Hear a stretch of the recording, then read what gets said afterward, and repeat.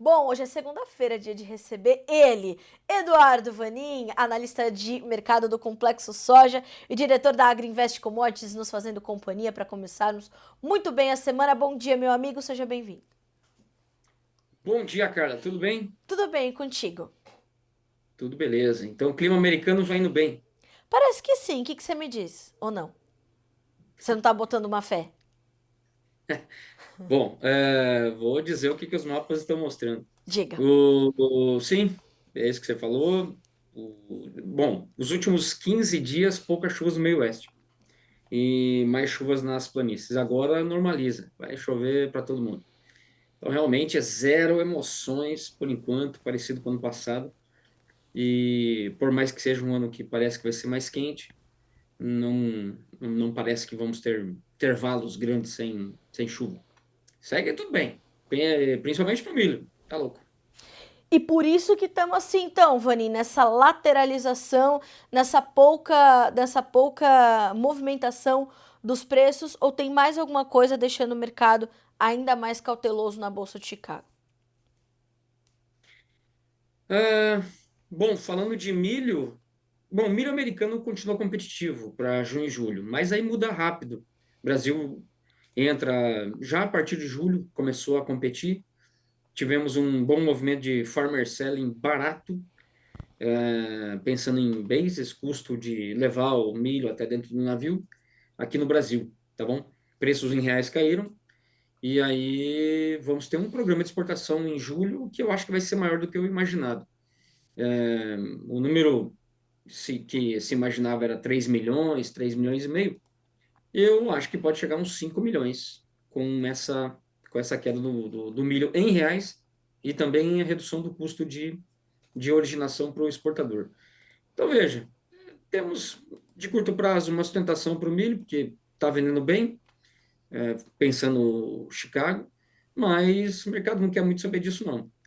Quer saber do que vai vir aí pela frente, que é um balaio de milho, e os Estados Unidos vai precisar ser muito competitivo, e tem muito farmer selling para entrar. Ó, por exemplo, Estados Unidos, comercialização 12%, safra nova, pá, super baixo. Brasil, safrinha, 33%, baixo também. E Argentina, 20, está chegando nos 24%, é baixo também. Ano passado era já 28%, média já perto de média 50, 30%. Quer dizer, qualquer rally do milho, seja Chicago, sei lá, câmbio aqui no Brasil, vem farmer selling, vem venda de produtor, é bastante milho. Vanin, essa movimentação do milho, ela vai trazendo uma influência para o caminhar dos preços da soja na Bolsa de Chicago também, diante de um cenário que o mercado já conhece, que espera por novidades. Essa movimentação do milho vai influenciando o caminhar da soja também, ou nesse momento a soja tem notícias suficientes próprias para que ela veja com certa distância esse comportamento do milho? Está tendo uma vida própria, tá bom? Bom, vamos lá, o óleo de soja, olha a volatilidade, né? Semana passada, pá, até o máximo de 18 meses, fechou mais embaixo, hoje está subindo de novo. O farelo tem a sua vida própria, que é um farmer selling de soja na Argentina, parrudo, grande, está dando margem para eles, mas depois pode tudo mudar a partir de julho. O complexo da soja tá tendo a sua vida própria. A redução diária nos Estados Unidos, como você falou. Enfim, vamos ter que ver a primeira leitura, a primeira revisão diária nos Estados Unidos para ter uma ideia. Agora, importante, pegando ainda uma pontinha do milho, é o clima na China, tá bom? Lá continua manhaca e não vai mudar muito nesses próximos 15 dias. Pode ter redução de área de milho, quebra na safra de trigo, não muito, mas alguma coisa. Isso é importante também.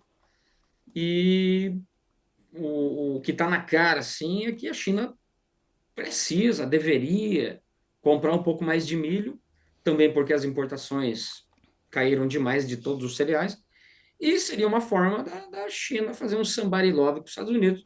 Depois da reunião, aí já vamos para 10 dias do encontro China e Estados Unidos, e não saiu nada. do lado do agrícola.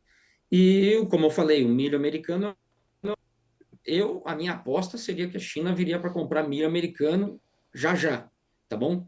Até porque ela precisa mostrar boa-fé, reduzir o déficit comercial com os Estados Unidos. Ah, então, o milho seria o mais evidente nesse momento. Eu acho que pode acontecer.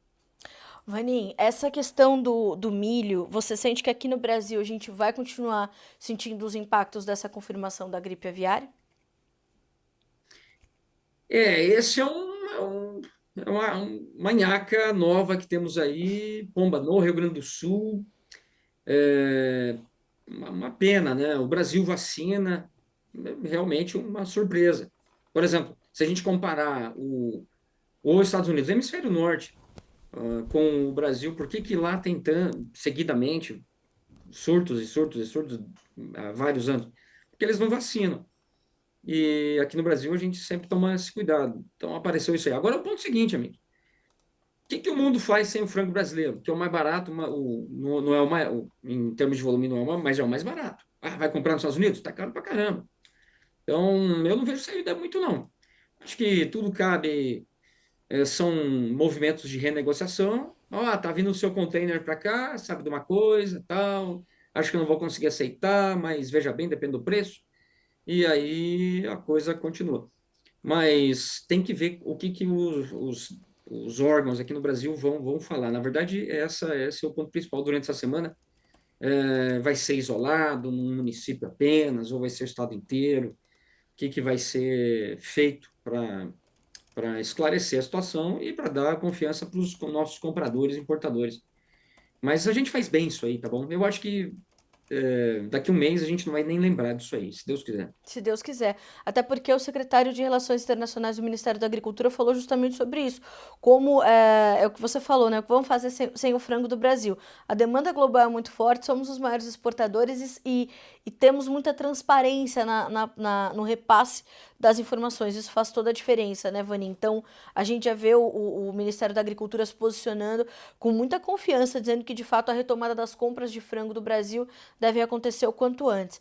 Vanin, um outro ponto importante que eu acho que é bom a gente trazer, tá no seu comentário de abertura de dia também, de abertura de mercado, é a questão dessas inundações que acometeram a Argentina no último final de semana. O quanto disso pode Sim. impactar o mercado do complexo soja, em especial o de derivados nesse momento, diante do que aconteceu lá na província de Buenos Aires? Bom, conversando com. É que ali temos que pensar, é uma planície, pomba, como é que vai longe. Sim, O, eles estão. Ninguém sabe ainda o tamanho do estrago, o tamanho da área atingida, vai ter que ir durante esses dias para a água baixar. Se a gente for fazer um paralelo com o Rio Grande do Sul, a soja que estava em campo azedou. Perdeu-se grande quantidade, avariado 100%. Então tem que ver toda essa questão. Agora, se a gente pegar só a província de Buenos Aires, não é assim, aonde foi afetado, não é uma grande produção. São 2,5 milhões de toneladas potencial. Está atrasadão. Tá com ali entre 30 e 40% colhido. Quer dizer, tem bastante soja ainda nos campos, vamos dizer assim. Agora, o resto, que também choveu, temos avariado. A soja argentina desse ano não está boa. Ela já está com uma proteína baixa, normal é 33%, padrão argentino, e está abaixo de 32%. Eu diria que pode continuar caindo, não talvez a proteína, mas vai aumentar o avariado. E para a indústria argentina é menos rendimento.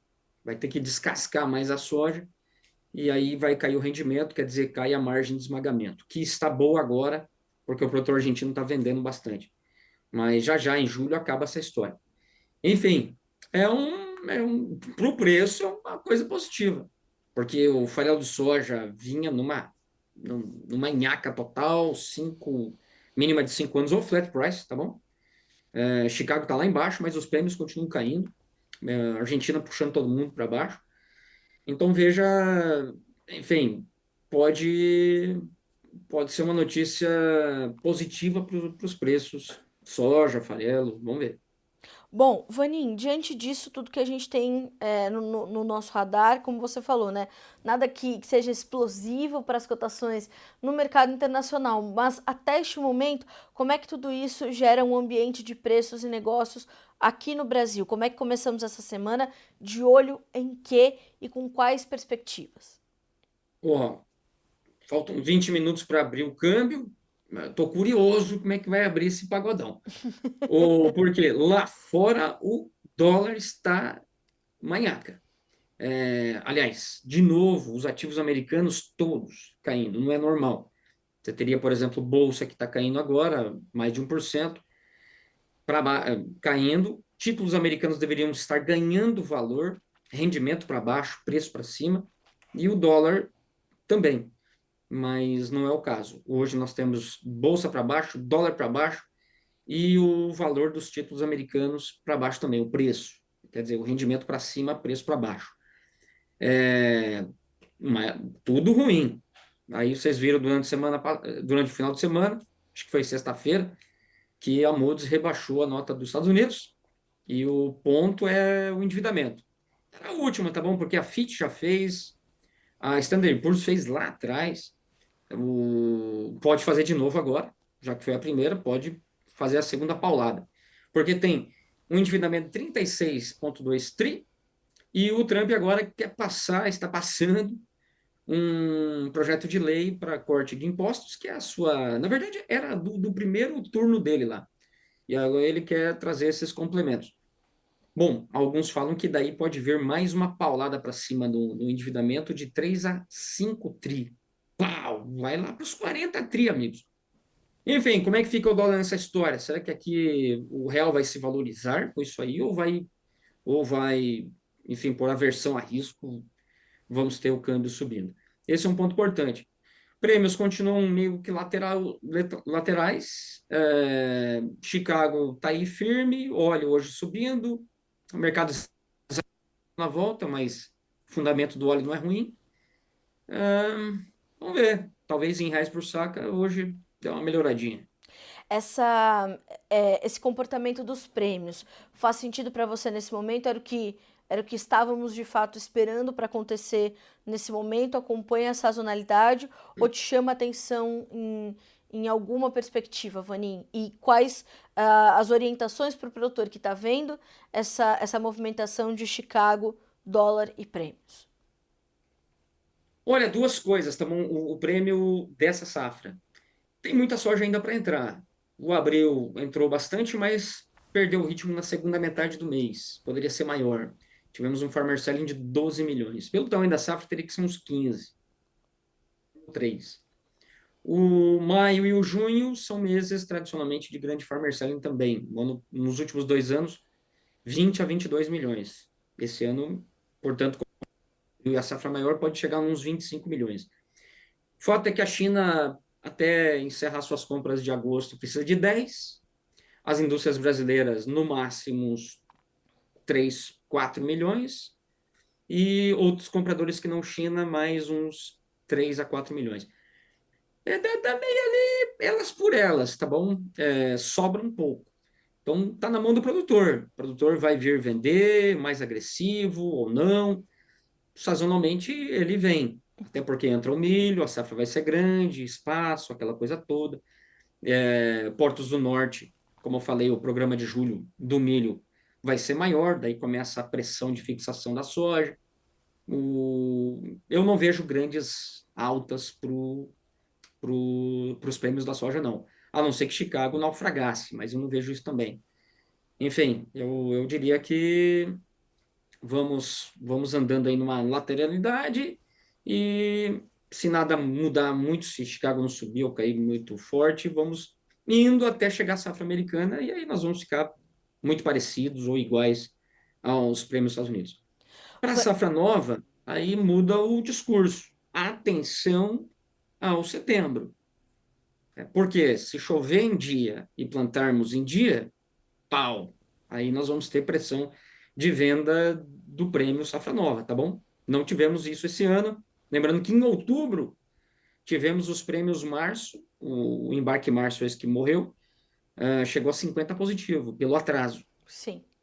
Não tendo atraso, amigos, aí segue o baile e o mercado vai precificar uma safra de uns 75, 180 milhões ou até mais. Tem potencial para ser mais que isso, tá bom? Se o clima e, enfim, a pressão para os prêmios safra nova. Bom, quem está fazendo safra, quem está pensando na comercialização da safra nova já tem que entender então como é que os prêmios para setembro podem reagir ao início do nosso plantio por aqui. É isso. O, lá em setembro, como é que vão ser o regime de chuvas? Aham. E aí, sendo normal e plantando em dia, quer dizer, o Mato Grosso, por exemplo, começando a plantar ali já a partir de setembro, aí nós vamos ter soja em bom volume em janeiro, um bom volume em fevereiro, aí não vai ter atraso nenhum. E aí o mercado vai precificar essa entrada dentro do normal e grande de soja. Aí o prêmio Safra Nova cai. Resumindo, se plantarmos em dia, é daí para baixo. Bom, vamos ficar de olho. Vanim, a gente tem um minutinho só, mas vou te perguntar mesmo assim. O meu diretor vai cortar minha cabeça. Eu quero saber como é que tá Tá? a como é que tá a necessidade. Imagina você sem cabeça. Imagina. Não sei se ia ter gente que ia gostar mais ou menos, viu, Eduardo Vaninho? Não sei, a gente não sabe. A gente não Não sabe. sabemos. A gente não sabe. Ô, Vaninho, como é que tá a demanda chinesa e a necessidade da China para esses próximos meses? Como é que ela vai se comportar na compra? Está com 65% coberto no julho, o agosto está com 20%. Até o final de agosto precisa comprar 10%. Não é muito. Setembro, grande dúvida. O ano passado foi 5 milhões, eu diria que esse ano pode ser por aí também. Estoques lá só crescendo agora, bastante soja chegando. Quer dizer, reverte o processo, quer dizer, aquele aperto. Então é assim, a grande dúvida é de outubro para frente. Aí tem toda essa questão aí de tarifa, não tarifa e tudo mais. O Brasil consegue suprir a China? Não, né, não temos soja para isso. Só se fôssemos exclusivos da China, o que não acontece. Enfim, para quem tiver soja de outubro para frente, pode ter uma outra realidade. Mas até agosto, setembro, tem bastante soja para entrar ainda, tem bastante venda de produtor para entrar. Nós vamos acompanhar, meu amigo. Muito obrigada por começar a semana conosco mais uma vez. É sempre bom começar a semana contigo, bem informados, informação na ponta do lápis. Eduardo Vanim, obrigada, meu amigo. Uma ótima semana para Obrigado. Ó, você. não corta a cabeça dela não, diretor, tá bom? Fechado, que segunda-feira temos que estar aqui de novo. E eu É ainda isso não aí. sei, ainda não sei fazer linguagem de sinais. Mas pensa, Meu Bom Dia Deus. Agronegócio Não, semana deixa que pra lá. vem, em Libras. Obrigada, Vaninho. Feito. Um abraço para Abraço. você, amigo. Até mais. Até a próxima. Tchau, tchau. Até. Tchau, tchau.